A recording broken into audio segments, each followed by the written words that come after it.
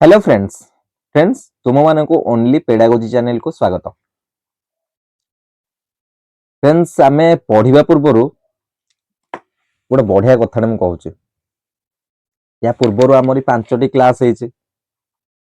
FC2 रो 5टा class total हेची। First chapter पढ़ा होची। ता भी केवल सामाजिक विकास पर्यंत ही जाईची। सबुठ खुशी रो कथा या जे काली जो हेतिला OTT एग्जाम OTT रो पेपर 2 आर्ट्स मु एतिके ही देखिची। पेपर 1 टा मु देखिनी। OTT रो पेपर 2 आर्ट्स रे CDP पार्ट टा जो अछि मु देखिले आमे जो सामाजिक विकास पर्यंत पढ़िथिले एवं मु जो गुडा कहिथिले एगुडा को बहुत इंपोर्टेंट एई पॉइंट गुडा को पूरा मने रखिथिबो। एगुडा को होची परीक्षा रे डायरेक्ट आसे। काली जानचो से परीक्षा रे डायरेक्ट 8टी क्वेश्चन पूरा एमते डायरेक्ट आस्तिला लाइन रु। पुणी जो जो गुडा को मु कहिथिली एई गुडा को ही अधिक से पकेइबार चांस अछि। ता माने भाबो 5टी वीडियो आमे करथिले मात्र एटा 6 नंबर वीडियो 5टी वीडियो आमे करथिले। से 5टी वीडियो रु 8टी क्वेश्चन डायरेक्ट आसी पेपर रे। ता माने एथिरु बुझो CDP रो एठी महत्व केते सब टीचिंग एग्जाम रे चाइल्ड डेवलपमेंट एंड पेडागोजी रो केते महत्व अछि। माने काली एक्सपेक्ट करि हेलानी जे एते क्वेश्चन आसीबो 5टी वीडियो आमे करथिले 5टी वीडियो मात्र 5टी क्लास हेतिला से 5टी क्लास रो 8टी क्वेश्चन डायरेक्ट आसी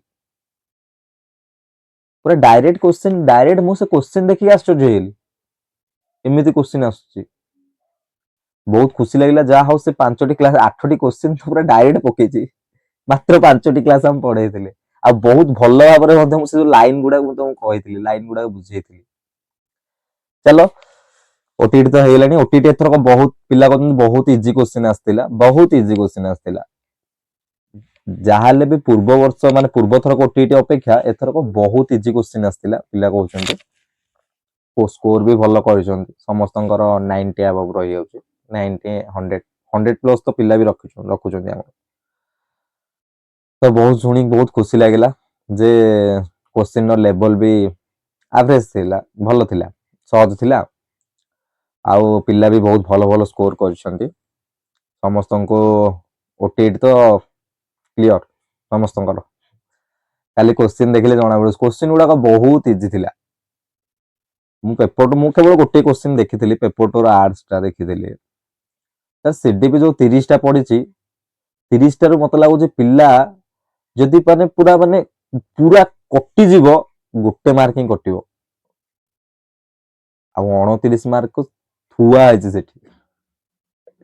माने एते इजी क्वेश्चन से पकेइथिला बस किछि नै टिके खाली कांसेप्ट बुझी गेले आराम से क्वेश्चन हे जी हुए तो हां एटा भी कथा कहना जे हुए तो से सिचुएशन अलगा से माइंडसेट अलगा था एमती गोटे दीटा जदी किछि मिसमैच है कि ना भूल हे जाय पारे किंतु 28 29 कहीं काटिबेनी इत्ते सहज क्वेश्चन आउट ऑफ 30 रखुचंती 30 रु 30 पूरा रखुचंती पिला इत्ते भी सहज क्वेश्चन आसी मु काली क्वेश्चन देखे आश्चर्य हेली इत्ते सहज क्वेश्चन पकोजी बहुत बढ़िया समस्तंकर OTT क्लियर हे जिवो भरोसा रखो समस्तंकर OTT क्लियर हे जो बहुत सहज क्वेश्चन पड़थिला बस एया जेंति कि ब्लैंक छाडी नथिवो ब्लैंक छाडले बहुत असुविधा कारण एथरे माइनस मार्किंग नाही जो तुम ब्लैंक छाड दो सेटा गला पूरा कटिला मन इच्छा मारले भी एटलीस्ट तुम जदि देखना भाग्य रे थिबो एटलीस्ट मिली जिवो मार्क 1 मार्क 2 मार्क मिली जिवो किंतु ब्लैंक छाडले किछि मिलियोनी केही देबेनी तमर से जो जेतिकीटा ब्लैंक छाडथिबो सेतिकीटा मार्क काटी देके आउ ता पटु हिसाब करियो बुझिलो। तो छाड़ से कथा वाला आज हमें पढ़िबा आमे पूर्व क्लास रे सब पढ़ी आस्ते सामाजिक विकास पर्यंत पहुंची सामाजिक विकास पढ़ी देथिले आज हमें पढ़िबा आवेगिक विकास। आज हमें पढ़िबा कोन ना आवेगिक विकास आवेग कोन शारीरिक बुझी होउछ शरीर सामाजिक बुझी होउछ सोसाइटी एनवायरनमेंट आवेगिक विकास ଇମୋସନାଲ ଡେଭଲପମେଣ୍ଟ। ଆବେଗିକ ବିକାଶ କଣ ନା ଆବେଗିକ ବିକାଶ ହଉଛି ଇମୋସନାଲ ଡେଭଲପମେଣ୍ଟ।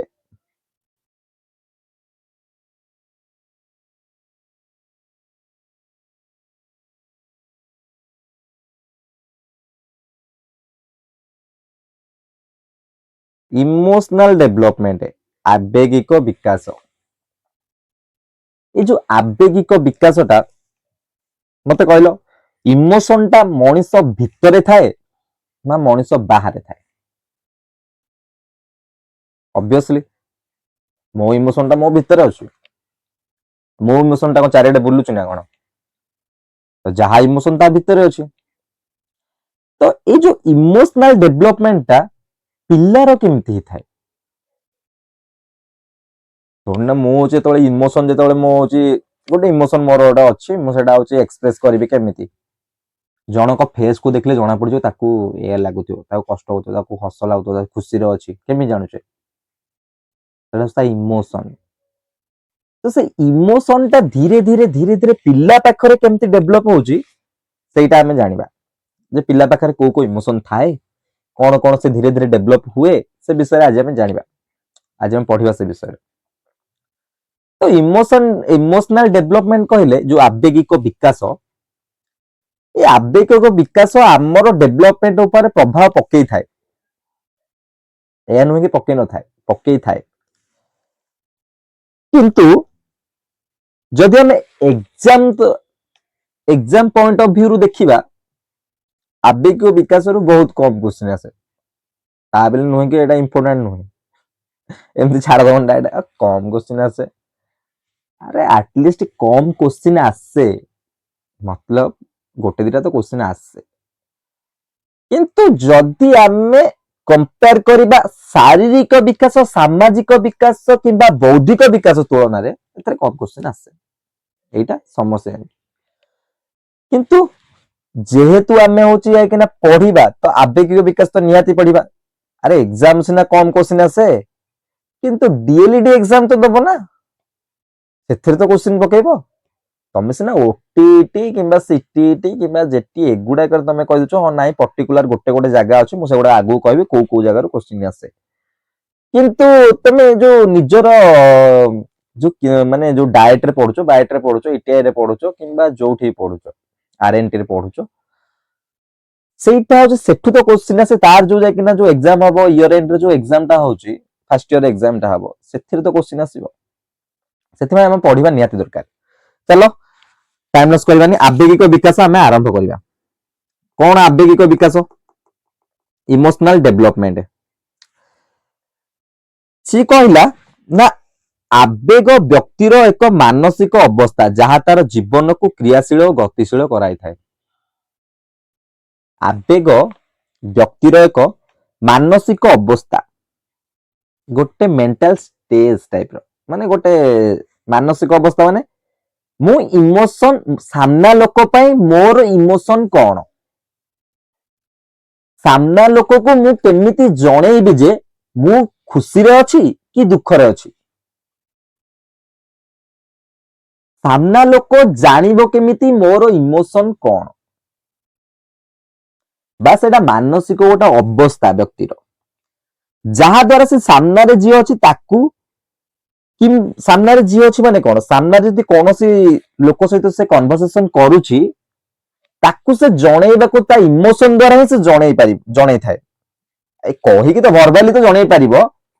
କିନ୍ତୁ ସାମ୍ନା ବାଲା ହଉଛି ତାର ଇମୋସନ ଦେଖି ଜାଣିଯିବ, 100% ନହେଲେ ବି 50% ସେ ଜାଣିଯିବ ଯେ ୟା ଭିତରେ କଣ ଚାଲିଛି, ଇମୋସନ ୟାର କଣ। କଥାଟାକୁ ବୁଝ, ଇମୋସନ ହଉଛି ବାସ୍ ଆମ ମସ୍ତିଷ୍କ, ମାଇଣ୍ଡ, ବ୍ୟକ୍ତିର ମାଇଣ୍ଡର ଗୋଟେ ଷ୍ଟେଜ ଟାଇପର, ଗୋଟେ ଅବସ୍ଥା। ଏଇ ଇମୋସନ ଟା ଆମକୁ କଣ ନା ସାମ୍ନା ବାଲା ସହିତ ନନ୍ ଭର୍ବାଲି କମ୍ୟୁନିକେସନ କରିବାରେ ସହାୟତା ବି କରିଥାଏ। ଇମୋସନ ଏଇଟା ଆବେଗ। ତ ଏଠି ଆମେ ଶିଶୁ କଥା ପଢିବା। ଏ ତ ହେଇଗଲା ହଉଛି ଆମେ ଆମ କଥା ହଉଛି କହିଦଉଛୁ। ଶିଶୁର ପିଲା ବେଳୁ କଣ ଇମୋସନ ଥାଏ, ତାର କଣ ଇନବିଲ୍ଟ ହେଇଥାଏ, ମାନେ ଆଗରୁ ଇନବିଲ୍ଟ ହେଇକି ଥାଏ, କଣ କଣ ତାର ଡେଭଲପ ହେଇଥାଏ, ସେଇଟା ଆମେ ଜାଣିବା ନା ନାଇଁ, ନିଶ୍ଚିନ୍ତ ପଢିବା। सी देला आवेग हेउची हमर समस्त कार्यावली और व्यवहार बा आचरण मूल अंतर्निहित थाए आवेग सबु कार्य भितर कौन गोटे काम कला आसिक हमर इमोशन थाए कौन गोटे कथा कहला आसिक हमर इमोशन थाए थाए ना ना एरा होची हमर कोन अंतर्निहित शक्ति गोटे तापर कौन गला आवेग व्यतीत हमर जीवन निष्क्रिय और गतिशून्य होई थाए आवेग व्यतीत हम जीवन निष्क्रिय और गतिशून्य होई थाए गोटे मनीष मार्क करथिबो पिला गुड़े को से माने बेसी इमोशन देखांदिनी जेतबेले देखिबो तांकर गोटे टाइप रो फेस सीरियस हैला बळिया नुहे तबे जानि परिबोनी से खुशी अछि कि दुख रे अछि कि किछि कहया को चाहूची कि तार कोन प्रॉब्लम अछि किछि नाही तांकर सब बेले पूरा नॉर्मल फेस पूरा माने नॉर्मल माने तमे विश्वास करि परिबोनी से को मूवमेंट रे कौन भाबुचंती कौन कहउचंत सामना वाला जानिबा बहुत कष्ट सेइटा होची कोन ना से सेमिति तांको इमोशन देखै पारंदिनी ता माने कोन सुनो माने आवेग व्यतीत हमर जीवन निष्क्रिय गति शून्य होई थाए मु जदी काहो किछि इमोशन देखै परिबेनी मु तो एक्टिव ही नाही आउ माने माने गोटे कोमा रे थिबा मनीष जो माने कोमा को जान मनीष जो माने किछि इमोशन देखै पारंतिनी मते लागे तांको भितर 19-20 का फरक है मते लागे कारण से भी किछि इमोशन देखै परनी तमरो भी किछि इमोशन मान तो गोटे हस कथा कहला सी सेम चुपचाप अनै थिबे तम गोटे सीरियस कथा कहला सी सेमती अनै थिबे माने इमोशन बेले गोटे जिंस ना कहंती गोटे तमर इमोशन बेले गोटे जिंस ना इमोशन दुख समय रे कांदीबा इमोशन खुशी समय रे हसीबा इमोशन एई सब जेकना जो जिंस गुडाक एडा को इमोशन कहंती एई इमोशन गुडाक मनीष भितर रहिबा निहाती दरकार ताबले आवेग प्रीतिकर एडी देला दी प्रकार बही छण आमे दी प्रकार बुझिया आवेग देखो एईटा होची मु जो पॉइंट जो जगह रे कहबी एईटा इंपोर्टेंट सेई दैटटा मन रखिबो आवेग दी प्रकार हेई पारे गोटे प्रीतिकर गोटे अप्रीतिकर कौन प्रीतिकर कौन अप्रीतिकर कौन मन रख प्रीतिकर पॉजिटिव अप्रीतिकर नेगेटिव दीटा मन रहिल इमोशन दी प्रकार रो हेई थाए गोटे पॉजिटिव इमोशन गोटे नेगेटिव इमोशन पॉजिटिव नेगेटिव आमे पूरा कहि परिबा नै समस्त भितर दीटा इमोशन अछि पॉजिटिव अछि नेगेटिव अछि प्रीतिकर अप्रीतिकर आमे पॉजिटिव नेगेटिव कहिबार कारण एया से जो इमोशन गुडा का सेही तुमको शो करेबो आनंद माने को खुशी आमे खुशी होचु एटा कोन पॉजिटिव ना नेगेटिव ऑब्वियसली पॉजिटिव आमे क्रोध करूचे माने रागुचे चिड़चिड़ा होचे एटा पॉजिटिव ना नेगेटिव ऑब्वियसली नेगेटिव कहियो माने ई इमोशन को देखि कि ता को आउचे सेटा होचे पॉजिटिव कि नेगेटिव एया नुहे जे गोटे मनुष्य भीतर केवल पॉजिटिव इमोशन अछि से मनुष्य नुहे ओनली पॉजिटिव इमोशन ना ए सोसाइटी रे एनवायरनमेंट रे तमे बढ़िचो माने तम भीतर नेगेटिव इमोशन भी अछि नकारात्मक इमोशन अप्रीतिकर बहिर वर्ड मु कहूची प्रीतिकर अप्रीतिकर तम भीतर अप्रीतिकर इमोशन भी अछि नाही केते बेले रागुन केते बेले चिड़चिड़ा लागुनी केते बेले होचे कि ना माने तमको राग लागुनी एवडा लागुनी रागुची एवडा छु अप्रीतिकर प्रीतिकर कोन खुशी होचो पूरा खेलचो बोलचो खुशी पूरा होचो माइंड पूरा माने पूरा आज पूरा मु खुशी ता बेले कोन एटा प्रीतिकर बस से कोन देला ना आवेग प्रीतिकर अप्रीतिकर होई पारे आनंद स्नेह प्रेम और अनुराग आनंद स्नेह प्रेम अनुराग एगुड़ा शुणिले भी तुमको लगुच प्रीतिकर बोली पॉजिटिव बोली अप्रीतिकर कोन क्रोध भय ईर्षा मन रहिला वार्ड टाको शुणिले जानि पारछो प्रीतिकर कोटा अप्रीतिकर कोटा आनंद स्नेह प्रेम एगुड़ा सब कोन ना प्रीतिकर अप्रीतिकर कोन भय क्रोध ईर्षा एगुड़ा अप्रीतिकर एटा होची गोटे पॉइंट आवेगिक विकासर मु एमिति तुमको 3 टू 4 पॉइंट कहबी से 3 टू 4 पॉइंट ही मन रखिबो बास सेतिक रे आवेगिक विकास खत्म आवेगिक विकास आमे एते नुहे जे पूरा सब मन रखिया पड़िबो किंतु एग्जाम रे जते बेले लिखिबो सब बेले माइंड रे से जिंस रो रखिबो जे इमोशन गोटे वार्ड से कौन कहवाक चाहे कौन विकास करने चाहे पिला भितर ताहले आराम से एग्जाम रे लिखि परिबो किंतु आमे जदि ओटीटी जेटी एगुडा पॉइंट ऑफ व्यू देखिया तुमको तीनोटी की चारोटी मेन मेन जिनिस प्रथमटा मन रखिल आवेग दी प्रकार प्रीतिकर अप्रीतिकर प्रीतिकर कौन अप्रीतिकर कौन हेगला तापर कौन रखिया ना प्रत्येक आवेग मूल किछि ना किछि अनुभूति रही थाए जहाँ व्यक्तिर संपूर्ण निजस्व इमोशन टा तमर अन्य को देखिकी कौन अन्यर गोटे कार्यकलाप को देखिकी अवश्य तुम इमोशन बाहर करुच किंतु इमोशन टा कहार तुम निजर स्वयं संपूर्ण तमर तापर कौन होला तापर एठी गोटे पॉइंट आसिला भय स्नेह क्रोध शैशव अवस्था शिशु मानकर तीनोटी मूल आवेगर विकास घटी थाए सेही तीनोटी मूल आवेग है भय स्नेह क्रोध शैशव अवस्था जन्मरू केते वर्ष 3 वर्ष ए भितरे से जन्मरू मु कहबी बाय बर्थ माने से जन्म हेबा समय रे ए जो तीनोटी इमोशन नुए शिशु भितर थाए ए तीनोटी इमोशन भय स्नेह क्रोध जन्म समय रे कोन जन्म के संगे संगे राग लागिले लागुची किंतु सेटा तुम जानि परनो किंतु अवश्य शैशव अवस्था कहले ठीक हो हाँ शैशव अवस्था जन्म 3 वर्ष पर्यंत रोचे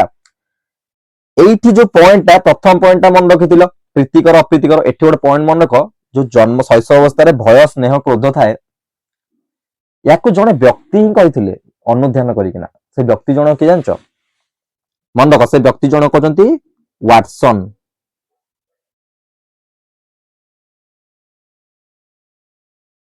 से व्यक्ति जन कहते वाटसन जेडी वाटसन नाटा मन रखिल वाटसन केमती मन रख सेन वाटसन खेलाड़ी क्रिकेटर मन रखिल सेन वाटसन तो समझ जानथिबो सेन वाटसन को जानन ऑलराउंडर तो जेबी वाटसन जेबी छाड़ दियो वाटसन ए वाटसन बोली जने व्यक्ति जे कि कहिथिले शिशुटी जन्म समय रे ता पाखरे तीनोटी आवेग थाए बा इमोशन थाए भय स्नेह क्रोध fear anger love fear anger love फॉल बुझिपारल तो वाटसन कहिथिले जो आवेगिक विकास इमोशनल डेवलपमेंट शैशव अवस्था बा जन्म समय शिशु पाखरे तीनोटी इमोशन थाए कौन भय स्नेह क्रोध बा फियर एंगर लव फॉल मन रखिल नाटा कौन मन रखिल वाटसन एटा गोटे इंपोर्टेंट दीटा इंपोर्टेंट कहली तृतीयटा कौन शुण तृतीयटा जो बॉक्स भीतर रही विभिन्न समय आवेगर विकास एथुर समान तीनोटी मन रखियो तीनोटी एज मन रखियो गोटे हूँ देख जन्म समय से कौन करे ना अनिर्दिष्ट सामग्रिक एवं विक्षिप्त व्यवहार जन्म समय से कौन अनिर्दिष्ट किसी जानी परिबोनी विक्षिप्त ता भी किसी जानी पार नथिबो माने सामग्रिक सब प्रकार व्यवहार सब प्रकार इमोशन से मिसेक देखि दउथि एडा जन्म समय रे से परीक्षा रे पचार दो जन्म ए जो लिखित अनिर्दिष्ट सामग्रिक विक्षिप्त व्यवहार केउ समय रे शिशुटी देखाई थाए एडा होची जन्म समय रे मन रहिला तापर हला 3 मास बयस रे क्लेश आनंद 3 मास बयस रे कोन क्लेश से बोले क्लेश आनंद को मास माने को बयस रे आरंभ होइता से 3 मास दीटा 6 12 18 2 एगुडाक प्रायतः समान एगुडाक क्वेश्चन पचारे नाही बेल पहिले केतले पचार देली भी एगुडा जणा पड़ी जिवो भय क्रोध एगुडा जणा पड़ी जिवो बड़ हेले एटा विकास होइता 5 वर्षटा इंपोर्टेंट हिंसा द्वेष उत्कंठा लज्जा तीनोटी मन रहिला जन्म समय रे अनिर्दिष्ट किछि नाही जणा पड़नी 3 मास बयस बेले को कोन होइता ना ता पाखरे क्लेश आनंद आस्ता है तापर क्लेश आनंद 3 मास बयस बेले को आस्ता है आ 5 वर्ष बयस रे हिंसा द्वेष उत्कंठा तापर होची लज्जा 5 वर्ष ए तीनोटी पॉइंट मन रहिला आवेगिक विकास रो देखो तीनोटी हम जानि गोटे तार डिवाइड कराला दी भाग रे सेकंड रे होची वाटसन देइथिले होची फियर एंगर लव तापर होची 5 वर्ष बयस रे हिंसा द्वेष कुंठा एउडा लज्जा एउडा आवेगिक विकास मन रहिला एबे आमे हो जो पढिबा एई तीनोटी जाक ही पढिबा भय स्नेह क्रोध ଭଲ ଆବେଗ ବିକାଶ ବହୁତ ଛୋଟ ପାର୍ଟ। ଏଇ ଯୋଉ ଭୟ ସ୍ନେହ କ୍ରୋଧ ଏଗୁଡାକ ସାଙ୍ଗେ ସାଙ୍ଗେ ସରିଯିବ। ଦେଖ ସେ କଣ ଦେଲା ନା ବାଲ୍ୟାବସ୍ଥାରେ ହିଂସା ଦ୍ୱେଷ ଉତ୍କଣ୍ଠା ଓ ଲଜ୍ଜା ବିକଶିତ ହୋଇଥାଏ। ଆମେ ଏଟା ପଢିଲେ ପ୍ରେମ ସ୍ନେହ ଆଦ୍ୟାବସ୍ଥାରେ ପିଲାଟି ଆବେଗ ତୀବ୍ର ହୋଇଥାଏ। ସମସ୍ତଙ୍କୁ କହିଥିଲି ଆର୍ଲି ଏଜ୍ ରେ କଣ ହେଇଥାଏ ସବୁ ଜିନିଷ ସ୍ପିଡ ରେ ହେଇଥାଏ। ତାର ଏଠି ମାନେ କଣ ଆବେଗ ଇମୋସନ ବି ବହୁତ ସ୍ପିଡ ରେ ହେଇଥାଏ ଇମୋସନ ଟା ତାର। ଆମେ କଣ କରିବା ନା ବର୍ତ୍ତମାନ ହଉଛି ଆମେ କଣ ନା କ୍ରୋଧ ଜାଣିବା। କ୍ରୋଧ କଣ ପ୍ରଥମେ ଆମେ ବହି ଛାଡିଦବା। କ୍ରୋଧ କଣ ରାଗିବା। ପ୍ରଥମେ ଆମେ ଜାଣିବା ଦରକାର କ୍ରୋଧ କାହିଁକି ହୁଏ, ତାର କାରଣ କଣ ଏବଂ ତାର ସଲ୍ୟୁସନ କଣ। ପ୍ରୋବ୍ଲେମ ଯେହେତୁ ଅଛି ତ ସଲ୍ୟୁସନ ବି ଥିବ ନିଶ୍ଚିନ୍ତ, ପ୍ରୋବ୍ଲେମ ର କାରଣ ଥିବ ନିଶ୍ଚିନ୍ତ। ତ ସେଇ ବିଷୟରେ ଆମେ ଜାଣିବା। ସେ ଗଲା କ୍ରୋଧ ହଉଛି କଣ ଅତ୍ୟନ୍ତ ପ୍ରଭାବଶାଳୀ। କ୍ରୋଧ ହଉଛି ଅତ୍ୟନ୍ତ ପ୍ରଭାବଶାଳୀ। ପ୍ରଭାବଶାଳୀ ନୁହେଁ କ୍ରୋଧ। ରାଗି ଗଲେ ମଣିଷ କିଛି ବି କରିଦବ। ରାଗିବା ସମୟରେ ସେଥିପାଇଁ କହନ୍ତି, ସେଥିପାଇଁ ଯୋଉ ମହାମୁନି ମାନେ କହନ୍ତି ବାସ୍ ରାଗିବା ସମୟରେ ନିଜ ମନକୁ ଶାନ୍ତ ରଖିଦିଅ, ପରବର୍ତ୍ତୀ ସମୟରେ ତମ ଜୀବନଟି ସୁନ୍ଦର ହେଇଯିବ। ରାଗ ମଣିଷର ବଡ ଶତ୍ରୁ। ଏସବୁ ବାସ୍ ଖାଲି ଏସବୁ ମାନେ କହନ୍ତି, ଏସବୁ କାର୍ଯ୍ୟକାରୀ କରିବା ନାଇଁ ବହୁତ କଷ୍ଟ, ବହୁତ କଷ୍ଟ। ଆଉ ଆମେ ତ ତପସ୍ୟା ଏତେ କରୁନେ ନା, ତପସ୍ୟା କରିକି କୋଉ ହିମାଳୟରେ ତପସ୍ୟା କରିକି ଏସବୁ କଣ୍ଟ୍ରୋଲ କରିବା ଏ ଜିନିଷ ବହୁତ କଷ୍ଟ। ରାଗ ତାପରେ ବି ପିଲା ଏଜରେ କଣ ଆଉ ସେ କଣ୍ଟ୍ରୋଲ କରିବ ଏସବୁ ଜିନିଷ, ତା ମାଇଣ୍ଡ କୁ କଣ ଆସିବ। ସେଥିପାଇଁ କଣ ହେଲା ରାଗ କ୍ରୋଧ ହଉଛି ଅତ୍ୟନ୍ତ ପ୍ରଭାବଶାଳୀ। ଏହା ଏକ ପ୍ରକାର ଅପ୍ରୀତିକର ଆବେଗ। କହିଥିଲି ପ୍ରୀତିକର ଅପ୍ରୀତିକର ଭିତରୁ କ୍ରୋଧଟା ଅପ୍ରୀତିକର, ନେଗେଟିଭ। ମନରେ କ୍ରୋଧ ଜାତ ହେଲେ ଶିଶୁ ଦୁଇ ପ୍ରକାର ଅପ୍ରୀତିକର ପ୍ରକାଶ କରିଥାଏ, ଦି ପ୍ରକାର କାମ କରିଥାଏ। ମୋ ମନରେ ରାଗ ଆସିଲା, ମୋ ମନ ଛାଡ ଶିଶୁ ମନରେ ରାଗ ଆସିଲା। ମୋ ମନରେ ଆସିଲା ଶିଶୁ ମନରେ ଆସିଲା, ଦି ଜଣ ମନରେ ଆସିଲା। ଦି ପ୍ରକାର କଣ ପାଇଁ କୁହାଯାଇଛି ମୁଁ କହୁଛି। ସେ କହିଲା ଯେ କ୍ରୋଧ ଯେତେବେଳେ ମଣିଷକୁ ଆସେ ସେ ଦି ପ୍ରକାର କାମ କରେ। ଶିଶୁ କଣ କରେ, ଶିଶୁ ସମୟରେ ଶିଶୁ କଣ କରେ ଆଉ ଆମ ସମୟରେ ଆମେ କଣ କରୁ। ଆମେ ବି ବର୍ତ୍ତମାନ ଶିଶୁ ଭଳି ଆଚରଣ କରୁଛେ, କିନ୍ତୁ ଆମେ ଏଠି ଡିଫରେନ୍ସ ଟା ମୁଁ କହୁଛି। ଶିଶୁ କଣ କରେ ତା ସାଙ୍ଗସାଥି ମାନଙ୍କୁ ବାଡାଏ, କାହାକୁ କାମୁଡି ଦିଏ, କାହାକୁ ଚୁମୁଡି ଦିଏ, କାହାକୁ ପୁରା ମାନେ ପିଟା ପିଟି ପୁରା ହେଇଯାଆନ୍ତି ରାଗ ସମୟରେ। ହେଇଯାଆନ୍ତି ନା ନାଇଁ, ଏଇଟା ହଉଛି ଗୋଟେ ସାଇଡ। ଦ୍ୱିତୀୟ ସାଇଡ ଟା ଆମ ମାନେ ଯେତେବେଳେ ଆମେ ସୋସିଆଲାଇଜେସନ ମାନେ ପୁରା ହେଇଗଲାଣି ସାମାଜିକ, ଆମେ ଦୁନିଆ ବିଷୟରେ ଜାଣିଗଲାଣୁ, ସବୁ ଜାଣିଲାଣୁ, ତାହେଲେ ଆମେ କଣ କରୁ, ଆମେ ଟିକେ ଅପୋଜିଟ କାମ କରୁ। ମନେକର ଆମେ କଣ କରୁ, ଯଦି ମତେ ବହୁତ ରାଗ ଲାଗିଲା, ଜଣଙ୍କ ଉପରେ ବହୁତ ଚିଡଚିଡା ଲାଗିଲା, ଆମେ ସେ ବାଡିଆ ପିଟା ଆମକୁ ସେଇଟା ଟିକେ ଲଜ୍ଜା ଲାଗେ,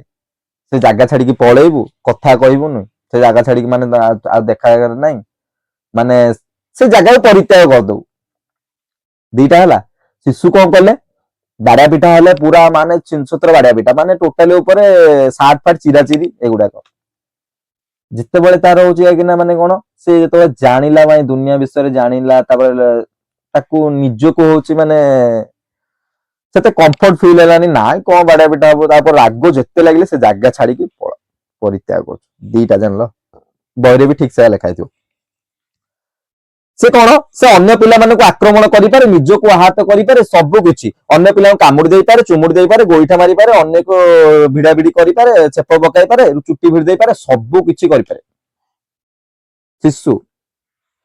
କ୍ରୋଧାନ୍ୱିତ ହୋଇ ସେ ନିରବ ହୋଇ ରହିପାରେ କିମ୍ବା ସ୍ଥାନ ବସ୍ତୁ ଆଡକୁ ପଳାୟନ କରିଦେବେ। କିନ୍ତୁ ଦ୍ୱିତୀୟ ପ୍ରକାର ପ୍ରତିକ୍ରିୟା କଣ ଲେଖିଲା ଦେଖ, କିନ୍ତୁ ଦ୍ୱିତୀୟ ପ୍ରକାର ପ୍ରତିକ୍ରିୟା ପ୍ରକାଶ କରିବା ବୟସ୍କ ପିଲାଙ୍କ ମଧ୍ୟରେ ଦେଖାଯାଏ। ଯୋଉ ଦ୍ୱିତୀୟ ପ୍ରକାରଟା, ସେ ଜାଗା ଛାଡିକି ପଳେଇବା କିମ୍ବା ହଉଛି କଣ ମାନେ ନିରବ ରହିବା, ଏଇଟା ପିଲାଙ୍କ ପକ୍ଷରେ ସମ୍ଭବ ନୁହେଁ, ତାଙ୍କ ମାଇଣ୍ଡ କିଛି ଏତେ କଣ୍ଟ୍ରୋଲ କରିପାରିବେନି। କିନ୍ତୁ ଗୋଟେ ବୟସ୍କ ପିଲାମାନଙ୍କ ପାଖରେ କିମ୍ବା ହଉଛି ଆମ ମାନଙ୍କ ପାଖରେ ସେଟା ସମ୍ଭବ। ନିରବ ରହିପାରିବା, ସେ ଜାଗା ଛାଡିକି ପଳେଇବା, ଏତିକି ସମ୍ଭବ। ଦି ପ୍ରକାର। ତାପରେ କଣ, ତାପରେ ପଏଣ୍ଟ ଦେଲା ଶିଶୁ କାହିଁକି କ୍ରୋଧାନ୍ୱିତ ହୁଏ। କାହିଁକି, ମୁଁ କହିଥିଲି କ୍ରୋଧ ଜାଣିଲ, କାରଣ କାହିଁକି ଜାଣିବ ନା ନାଇଁ, କାରଣ ଟା କାହିଁକି କ୍ରୋଧାନ୍ୱିତ ହୋଇଥାଏ। ସେ ଦେଲା ପିତାମାତାଙ୍କ ଅଯଥା ହସ୍ତକ୍ଷେପ। ଜୀବନରେ ପିତାମାତାଙ୍କ ଅଯଥା ହସ୍ତକ୍ଷେପ। ଜୀବନରେ ପିତାମାତା କେବେ ଶିଶୁ ଜୀବନରେ ଅଯଥା ହସ୍ତକ୍ଷେପ କରନ୍ତି ନାହିଁ। ସେଇଟା ପିତାମାତା ମାନଙ୍କର ମାନିବା କଥା, ପିଲାଙ୍କର ବି ମାନିବା କଥା। ଅଯଥା ହସ୍ତକ୍ଷେପ କେତେବେଳେ ଲାଗେ? କୌଣସି କାମ ଗୋଟେ କିମ୍ବା କୌଣସି କଥା ଗୋଟେ ବାପା ମା ଛୁଆକୁ କହୁଥିବେ ଏଇଟା ଭଲ ନୁହେଁ, ଏଇଟା ନୁହେଁ, ଏଇଟା ନୁହେଁ, କିନ୍ତୁ ସେଇ ଜିନିଷଟା ଯେତେବେଳେ ଅତ୍ୟଧିକ ହେଇଯାଏ, ତୁ ବାହାରକୁ ଯା ନା, ଏବେ ବର୍ଷା ହଉଛି, ତତେ ଥଣ୍ଡା ହେଇଯିବ, ଗୋଟେ ଦିନ, ଦ୍ୱିତୀୟ ଦିନ ଗଲା, ବର୍ଷା ହେଲା, ଥଣ୍ଡା ହେଇଯିବ, କହିଲ ଯାନି, ତାକୁ ମାନେ ପୁରା ଡିସିପ୍ଲିନରେ ରଖିବାକୁ ଚେଷ୍ଟା କଲ, ତୃତୀୟ ଦିନ ଚତୁର୍ଥ ଦିନ ଗଲା, ଦେଖିଲା ତା ସାଙ୍ଗମାନେ ବାହାରେ ଖେଳୁଛନ୍ତି, ଏୟା ନୁହଁ ଯେ ଥରେ ବର୍ଷାରେ ଓଦା ହେଇଗଲେ ତାକୁ ଥଣ୍ଡା ହେଇଯିବ, ପୁରା ଜ୍ୱର ହେଇଯିବ। ଆରେ ସେ କିନ୍ତୁ ବର୍ଷାର ତ ଅନୁଭବ କରୁ। ତା ମାନେ କଣ, ଯେତିକି ତାକୁ କଣ୍ଟ୍ରୋଲ କରିବା କଥା, ଯେତିକି ତାକୁ ଡିସିପ୍ଲିନରେ ରଖିବା କଥା, ଯଦି ସେଥିରୁ ଯଦି ଅଧିକ ହେଲା, ତା ଜୀବନରେ ଯଦି ତମେ ସବୁ କଥାରେ ଡିସିପ୍ଲିନ, ମାନେ ତୁ ଏଇଠୁ ଯଦି ଗୋଟେ ପାଦ ଚାଲିବୁ ଡିସିପ୍ଲିନ, ଗୋଟେ ପାଦ ଚାଲିବୁ ଡିସିପ୍ଲିନ, ତାହେଲେ ଯଦି ଅଯଥା ହସ୍ତକ୍ଷେପ କରିବ, ପିଲାଟି ନିଶ୍ଚିନ୍ତ ରାଗିବ, ନିଶ୍ଚିନ୍ତ ରାଗିବ, ଘରେ ଫୋପଡ଼ା ଫିଙ୍ଗା ସବୁ କରିଦବ। ଅଯଥା ହସ୍ତକ୍ଷେପ ଯଦି କରିବ, ତାହେଲେ ଏମିତି ପରିଣତି ହବ। ତା ବୋଲି ଏ ନୁହେଁ ଯେ ସେ ତମର ଖରାପ ପାଇଁ କହୁଥିଲେ, ସେ ତମର ଭଲ ପାଇଁ କହୁଥିଲେ, କିନ୍ତୁ ଭଲ ବି ଏତେ ଭଲ ନୁହଁ, କାରଣ ତା ଜୀବନକୁ ତମେ ପୁରା କଣ୍ଟ୍ରୋଲ କଲ, ତମେ ଅଯଥା ହସ୍ତକ୍ଷେପ କଲ ତା ଦେହରେ। ହଁ, ଏଇଆ ନୁହେଁ ଯେ ବାପା ମା ଯୋଉଟା କହିଲେ ଏଇଟା ତମ ଖରାପ ପାଇଁ କହିଲେ, ସେଇଟା ତୋର 100% ଶିଶୁର ଭଲ ପାଇଁ ହିଁ କହିଲେ, କିନ୍ତୁ ଶିଶୁର ପଏଣ୍ଟ ଅଫ ଭ୍ୟୁରୁ ସେଇଟା ତା ପାଇଁ ବହୁତ କଣ୍ଟ୍ରୋଲ ହେଲା, ସେଥିପାଇଁ କଣ ତାକୁ କ୍ରୋଧ ଆସେ। କିନ୍ତୁ ଗୋଟେ ଜିନିଷ ମନେ ରଖିଥିବ, ଇମୋସନଟା କ୍ଷଣସ୍ଥାୟୀ, ଦୀର୍ଘସ୍ଥାୟୀ ନୁହେଁ। ଶିଶୁ ଏଇ ମୁହୂର୍ତ୍ତରେ ରାଗିଛି, ପରବର୍ତ୍ତୀ ମୁହୂର୍ତ୍ତରେ 2 ମିନିଟ ବି ଯିବନି, ପରବର୍ତ୍ତୀ ମୁହୂର୍ତ୍ତରେ ସେ ହସିବ, ଏଇ ମୁହୂର୍ତ୍ତରେ କାନ୍ଦୁ, ସେଇ ମୁହୂର୍ତ୍ତରେ ହସିବ। ସେଥିପାଇଁ ଇମୋସନଟା କଣ, ଇମୋସନଟା ହଉଛି କଣ ନା ଗୋଟେ କ୍ଷଣସ୍ଥାୟୀ, ଟେମ୍ପୋରାରୀ ଜିନିଷ, ପରମାନେଣ୍ଟ ନୁହେଁ। ପରମାନେଣ୍ଟ ଆମେ କୋଉ ଇମୋସନକୁ କଣ୍ଟ୍ରୋଲ ରଖିପାରିବାନି। ପରମାନେଣ୍ଟ ହସି ପାରିବ, ପରମାନେଣ୍ଟ କାନ୍ଦି ପାରିବ, ହବନି। ପରମାନେଣ୍ଟ ରାଗିକି ରହିପାରିବ, ନା ହବନି। କିଛି କ୍ଷଣ ପାଇଁ ଏଇଟା ହେଇଥାଏ, ଏଇଟା ମନେ ରଖିବା ଦରକାର। ତାପରେ କଣ, ଶିଶୁର ସାମର୍ଥ୍ୟ ବାହାରେ ତାକୁ କୌଣସି କାର୍ଯ୍ୟ କରିବାକୁ ଦେଲେ, ବାପା ମାଙ୍କର ବର୍ଡନ ସରିଲା, ତା ସାମର୍ଥ୍ୟ ବାହାରେ। ଦେଖିଛ ଛୋଟ ଛୋଟ ଯେତେବେଳେ ସ୍କୁଲକୁ ଯାଆନ୍ତି, ସ୍କୁଲ ଗଲା ତାକୁ ଯାଇକିନା ଯଦି କିଛି ଗୋଟେ ମାନେ ଅଲଗା କାମ ଦେଇଦବ, ପୁରା ମାନେ ତାକୁ ଯୋଉଟା ଇଚ୍ଛା ହଉନଥିବ ବା ସେଟା ସେ କରିପାରିବନି, ଦେଇଦବ, ସେ ଅଧିକ ରାଗେ। ତା ମାନେ କଣ, ତା ସାମର୍ଥ୍ୟ ବାହାରେ ତମେ କିଛି କାର୍ଯ୍ୟ ଦେଲ, ଘରେ ହଉ କି ସ୍କୁଲରେ ହଉ, ଶିଶୁ ସେଥିପାଇଁ ରାଗେ। ଦ୍ୱିତୀୟ ପଏଣ୍ଟ ତ ଗଲା ସାମର୍ଥ୍ୟ ବାହାରେ। ତୃତୀୟଟା କଣ, ଶିଶୁର ଇଚ୍ଛା ବିରୁଦ୍ଧରେ, କହିଲି ସାମର୍ଥ୍ୟ ବାହାରେ, ଇଚ୍ଛା ବିରୁଦ୍ଧରେ କଲେ ଯିବ। ଦୀର୍ଘ ସମୟ ପାଇଁ ଶିଶୁ କୌଣସି ସ୍ଥାନରେ ଅବରୋଧ କରି ରଖିଲେ, ଶିଶୁ ତମେ ଦିନ ରାତି କହିବ ଘରେ ତୁ ରହ, ଘରେ ବସ, ତୁ ଘର ଛାଡି କୁଆଡେ ଯାନି, ମାନେ ଗୋଟେ ଟାଇପ ର କଣ ନା କଳା ପାଣି ସଜା ଦେଲା ଭଳିଆ, ଜେଲରେ ରଖିଲା ଭଳିଆ, ତାକୁ ରାଗ ଲାଗିବ ନା ନାଇଁ? ନିଶ୍ଚିତ। ଆରେ ଯଦି ସ୍କୁଲରେ ଏଇ ଯୋଉ ରିସେସ ନଥାନ୍ତା କିମ୍ବା ଗେମ୍ ପିରିୟଡ ନଥାନ୍ତା, ସ୍କୁଲ କେବେଠୁ ବନ୍ଦ ହେଇସାରନ୍ତାଣି, ଜାଣିଛ ନା ନାଇଁ? ସ୍କୁଲରେ ଯଦି କିଛି ଗୋଟେ ବାହାର, ମାନେ ଯାଇକିନା ଯେମିତି ବାହାରକୁ ନେଇକିନା ପିଲାଙ୍କୁ ଖେଳେଇବା କିମ୍ବା ବାହାରକୁ ନେଇକି ମାନେ ଅଲଗା ଅଲଗା ଜିନିଷକୁ ଅବଜରଭେସନ କରିବା, ପିଲାଙ୍କୁ କରେଇବା, ଏସବୁ ଜିନିଷ ନଥାନ୍ତା, ଓନ୍ଲି ବୁକ୍ ଆଉ ତମେ, ଯଦି ଏତିକି ଥାନ୍ତା ତାହେଲେ କେବେଠୁ ସ୍କୁଲ ବନ୍ଦ ହେଇସାରନ୍ତା, ପିଲା କେହି ଯାଆନ୍ତିନି, କାରଣ ପିଲାଙ୍କୁ ଖୁସି ମିଳିବନି। ଓନ୍ଲି ଚକ୍ ଆଉ ଟକ୍ ମେଥଡରେ ଜମା ଖୁସି ମିଳିବ ନାହିଁ। ଟିଚର ଗଲେ, ଚକ୍ ଟା ଧରିଲେ, ବ୍ଲାକ୍ ବୋର୍ଡରେ ଲେଖିଲେ, ପିଲା ପଢିଲେ, ପିଲାଙ୍କର ଆଉ ଯେ କିନା ପିଲାଙ୍କର ମାନେ ମୋଟିଭ ସେ ସମୟରେ କଣ ଅଛି ସେଇଟା ଯଦି ଟିଚର ନ ଜାଣିଲେ, ତାହେଲେ ପିଲା ଜମା ସ୍କୁଲ ଯିବେନି। ପ୍ରଥମ କଥା ହଉଛି ଏଇଆ, ପିଲାଟି କଣ ଚାହୁଁଛି, ପିଲାଟି ଖେଳିବାକୁ ଚାହୁଁଛି, ଠିକ ଅଛି, ପାଠ ପଢିବା, ଖେଳ ମାଧ୍ୟମରେ ସେଇ ପାଠ ପଢିବା, କିନ୍ତୁ ଗୋଟେ ଖେଳ ମାଧ୍ୟମରେ ପଢିବା, ଖେଳକୁ ଖେଳ ହେଲା, ପିଲାଟି ପାଠ ହିଁ ପଢି ପାରିଲା। That's the point. ଏଇ ପଏଣ୍ଟଟା ଯଦି ସବୁ ଟିଚର ନିଜ ମାଇଣ୍ଡରେ ରଖିବେ, ଚକ୍ ଆଉ ଟକ୍ ମେଥଡକୁ ଛାଡିଦେବେ, ବହୁତ ବଢିଆ କ୍ଲାସ ହବ, କ୍ଲାସ 100% ବଢିଆ ହବ, ପିଲା ମଧ୍ୟ ସମସ୍ତେ ଆସିବେ, ଖୁସିରେ ଆସିବେ। ସେଥିପାଇଁ ସରକାର ବହୁତ ସାରା ଷ୍ଟେପ ନଉଛନ୍ତି, ସେ ଆମେ ସିଆଡେ ଯିବାନି, ପଛକୁ ଆସିବା। तापर कौन देला अन्य भाई भौणी किंबा अन्य पिला प्रति पितामाता किंबा शिक्षक प्रति प्रिया प्रीति और पक्षपातिता आचरण एटा केवल छोट बेले ना बड़ पिला पाखे भी देखा जाए क्लास रे बहुत इंपोर्टेंट कथा क्लास रे स्कूल रे गोटे टीचर अच्छा सी एक बायस की स्टेरियोटाइप कहि परिबानी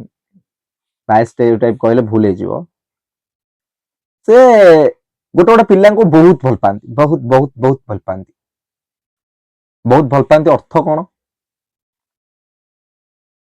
क्लास रे बहुत भल पाइबार अर्थ नुहे जे हाँ से खराब नुहे बहुत भल पाइबार अर्थ हो जाए ना माने कौन सी सब कथार एटा खराब नुहे बहुत भल अन्य को अवहेलित करवाटा हूँ खराब हाँ जनक तुम जनक प्रति तुमर हूँ माने जड़े हूँ बहुत भल पड़ुची भल करुची सब कर्म भल सबुत भल ता प्रति तुमर भल जिनसटा रहिबा खराब नुहे बहुत भल सेटा पिला पाखे गोटे पॉजिटिव इंपैक्ट पकेइबो किंतु ता प्रतिपक्ष जो पिला माने अछन तांको प्रति जदि तुम अवहेलित करिवो सेटा सबुठु खराब सेटा पिला भितर क्रोध सृष्टि करे जे स्कूल रे सेति पई केबे हेले चेष्टा करिवोनी भल पढुची जे गुड बेटर बेस्ट भल जे पढ़िबा को ट्राई करूची ता प्रति समय दियो ताकू ध्यान दियो जे तो भल पढुची से तो ऑटोमेटिक भल ही पळेबो से तो ऑटोमेटिक तार टिके पढदेले हे जीवो किंतु जिए टिके एवरेज रे अछि ताकू केमती उपरु नबा सेटा टीचर भाबिया दरकार सब काम रे खाली पाठ पढ़ा नै सब कथा रे सेति पई टीचर कोन ना जदि एकना गोटे सपक्ष रे जिबे गोटे विपक्ष रे जिबे ताहाले अन्य पिला निश्चित क्रोध करियो जा विपक्ष तो क्रोध करियो से तो क्रोध एमिति आसे तापर शिशुर क्लांत एटा होची शिशुर पर्सनल क्लांत असुस्थ अवस्था रे जर हेले चिड़चिड़ा बहुत चिड़चिड़ा लगुच जर होउची जर हेले चिड़चिड़ा लगुच ना पूरा देह भल लागुनी मुंड बिंधा होची किछि कोन आमे तो चिड़चिड़ा होची शिशु कथा छाड़ एटा शिशु कथा छाड़ आम कथा को आमर देह भल नाही खाइ उडले जा मु खाइबिनी भल लागुनी मते चिड़चिड़ा होची ना राग लागुची ना नाही सेटा होची शरीर असुस्थ सेवा समय रे तो क्रोध जानले तापरे क्रोध शांत करवार उपाय मु कहिची कारण प्रथमे होची एक ना तार होची माने प्रॉब्लम कोन प्रॉब्लम रो कारण कोन तार सॉल्यूशन कोन तीनोटी जाक जेहेतु गोटे प्रॉब्लम अछि तार सॉल्यूशन निहाती आसीबो जदि सॉल्यूशन कथा हमें कथा ही परिबा नाही ताले हमें प्रॉब्लम कथा कथा हबार कोनोसी कारण नाही कोनोसी अधिकार नाही तो सॉल्यूशन कोन सॉल्यूशन बहुत बड़ा बड़ा पॉइंट देला कोन देला सॉल्यूशन से देला शिशु मानक क्रोध साधारणतः क्षणस्थायी मु कहिची क्रोध खाली नुहे सब क्षणस्थायी तांकर इमोशन क्षणस्थायी शिशु मानक क्रोध क्षणस्थायी तेणु शिशु शांत होगा पर तार क्रोध विषय रे ताहा सहित आलोचना करी ताको बुझा बुझी करिबा आवश्यक क्रोध आसीबाटा जेन्युइन क्रोध आसीबोनी क्रोध मनुष्य भितर जन्मरो अछि के होइथिले वाटसन होइथिले किंतु से क्रोध समय रे शिशु को शांत करियो चेष्टा करिबा एवं शांत हेबा परे तार से क्रोधर कारण आ से कारण पक्षर सत्यता एटा जानिबा गोटे टीचर पाए निहाती दरकार एटा हम उपाय पढुचे क्रोधर कारण आम जो शिशु को न पचारिबा से कारण जो सॉल्यूशन न करिबा ताले क्रोधटा हो जे से कोन पई करिथिला हमें ताले तम शिशु पर ध्यान देलेनी से बारंबार से जिंस को ने आउथरे क्रोधान्वित हेई पारिबो किंतु यदि हम सॉल्यूशन करिबा से तुमको माने सब कथा शेयर करि परिबो तुम होयतो से तार क्रोध खुशी सब शेयर करि परिबो जहा द्वारा गोटे टीचर को बहुत बढ़िया अपॉर्चुनिटी मिलिबो जे से जो माने जो शिशु को बहुत भल भाव में पढ़ाई पारिबो एटा गोटे टीचर हिसाब रे मन रखा निहाती दरकार तापर देला शिशु क्रोधान्वित हेले ताको माड़ बा गाली दिया जिबा उचित नुहे जम्मा नुहे शिशु राखिबा समय रे किंबा कोन सोडे भूल कर देछि से रागिकिना अच्छी से समय जो तुम रागिब ता ऊपर तमे चिल्लेकी ताकू माड़ छिनछत्र माड़ दब ताले ए समय से जो क्रोधटा जो आसीथिला सेटा रिभर्स हो कौन रिभर्स हम ता पाखरु जहा ऊपर राग थो ता ऊपर रागी तम ऊपर रागी जाइथो सर चार थर रागी जीवनी चारि गुण तम ऊपर रागी जीवन ता माइंड माने सेई समय बहुत डिस्ट्रैक्ट हे जिवो से समय तक माड़ मारिबनी बस बुझेबा को ट्राई करिवो जे कोउटा भूल कोउटा ठीक कोउटा करिबा उचित कोउटा करिबा अनुचित क्रोध समय रे शिशु मनरे प्रीतिकर भावना सृष्टि कराई क्रोध जाग्रत कराउथा वस्तु व्यक्ति और घटना शिशु मान को अन्य आड़ को आकर्षित कराइबा आवश्यक कही ता माइंड को डिस्ट्रैक्ट करेबो क्रोध रु डिस्ट्रैक्ट करैके गोटे पर्टिकुलर से क्रोध से जिनस छाड़ जहाँ हेची ताकू सॉल्यूशन करबा एटा ठीक नथिला एटा भूल थिला तू जहाँ भूल तो कर देइछु कोन करा जीवो किंतु से भूल सॉल्यूशन तो पुणी अछि समाधान तो करि परिबा छाड़ आस जाय किना बस एटा कोन हेची हम डिस्कशन करबा ताहाले से जो एक जो जिनस प्रति रागु नथिबो से तार जो पॉजिटिव इंपैक्ट पॉजिटिव ता जो पॉजिटिव माइंडसेट ता तम प्रति आसीबो गोटे टीचर प्रति आसीबो नै सार भलो बुझुछुंती सार बहुत बढ़िया सार एटा गोटे टीचर पाखरे रहिबा दरकार एई गुणटा बुझ पारलो तापर कोन देला तापर शिशु कार्यकलाप अजथा हस्तक्षेप करिबा उचित नुहे अजथा हस्तक्षेप करिवानी शिशु कार्यकलाप शिशु जो कार्य पसंद करूना से कार्य सेपरी व्यवहार पुनरावृत्ति करा जिबा उचित नुहे से कौन कहला शिशु जो काम पसंद करूना से काम बारंबार करिया पुनरावृत्ति करिबा उचित नुहे तमे क्वेश्चन पचारिबो शिशु तो पढ़िया को इच्छा करनी पढ़िया इच्छा कर शिशु पढ़िया इच्छा करनी तो बारंबार कौन पाए से जिनसटा बारंबार पुनरावृत्ति करिया कथा कि उचित नुहे क्वेश्चन मन को निश्चिंत आस्तुओ कारण कारण आमे से स्टेज दे के आसीचु मन को निहाती कहा मन ना कहा मन क्वेश्चन आसो शिशु पढ़िया को तो जम्मा आग्रह करेनी आमे कहीं बारंबार बारंबार ताको पढ़ेबा अरे पढ़ेबा ना तार पॉजिटिव साइड ता देखो शिशु पढ़िए को भल पाउनी खेलिया को तो भल पाउचे तो खेल माध्यम रे पढ़ेबा शिशु गप सुनिया तो भल पाउचे गप माध्यम रे पढ़ेबा शिशु गीत बोलिया को तो पसंद करूची गीत माध्यम रे पढ़ेबा किंतु हमर अल्टीमेट एम ता कोन होइबो पढ़ेबा से पाठ पढ़ू से दुनिया विषय जानू से परीक्षा रे लेखिया पई किस तो करू किस तो सिखू निज नॉलेज को डेवलपमेंट करिया पई किस तो सिखू जो मु कहली गोटे वर्ड परीक्षा रे लेखिया पई पाठ पढ़िबा दरकार सबले मन तो ए जो धारीटा नहीं एटा नेगेटिव वर्ड माने मुने कहली जो सेटा नेगेटिव वर्ड नुए परीक्षा रे तमे तो चारटा ऑप्शन देथिबो गोटे ऑप्शन आथिबो जे परीक्षा रे भलो करिया पई शिशु पाठ पढ़िबा दरकार एटा भूल संपूर्ण परीक्षा रे भलो करिया पई नुहे सेटा आमे केमती से सोसाइटी एनवायरनमेंट रे केमिति होचे से निज को गोटे सुदक्ष करि परिबो सेति पई होचे नॉलेज निहाती दरकार तो हमर अल्टीमेट एम कोन हइला शिशु पढ़िबा दरकार तो शिशु पढ़िबा पई आमे तार अल्टरनेट वे टा काढिबा दरकार आमे जो वे रे गले शिशु पढ़िबा सहित तार एंटरटेनमेंट हेई पारिबो सेईटा गोटे टीचर को ध्यान रखिबा दरकार ना कि तमे कहबोनी जे कि ना एठी लॉजिक लगेबोनी जे शिशु पढ़िबा को इच्छा करूनी तो बारंबार ताको पढ़ेबा कोन दरकार एटा लॉजिक नुहे एटा पूरा होची लॉजिक बिहीन कथा बुझिलो ताले क्रोधान्वित अवस्था रे निज को संभालिबा पई जे दक्षता और कौशल आवश्यक होइताय ता शिशु को धीरे धीरे शिक्षा दिया जिबा उचित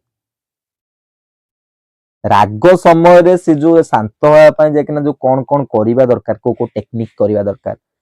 सेमती की कहती राग रागिथिबा समय रे पिल्ला टिके होची कि कोन ताको होची एई एक्सरसाइज टाइप रो करेबो करेले एई एक्सरसाइज सेमती हस खुशी करेले राग डायबिट से जिंस करिबा दरकार कारण मेन हमर अल्टीमेट कोन ता जो राग अछि शांत करिबा दरकार ना सेही समय रे जो रागिची ताकू पुणी आउतरे जे कि नॉर्मल स्टेज को आनिबा दरकार ना तो ता पई किछिटा होची यदि किछि होची कौशल आवश्यकता technique tools and technique use करियबो तान करिबा निहाती दरकार ये थिला क्रोध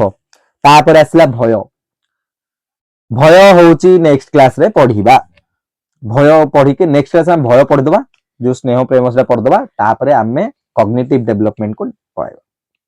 तो आज क्लास को ये एंड करवा। बहुत भल लगे जो ओटीटी रे बहुत सारा क्वेश्चन आसची, बहुत खुशी।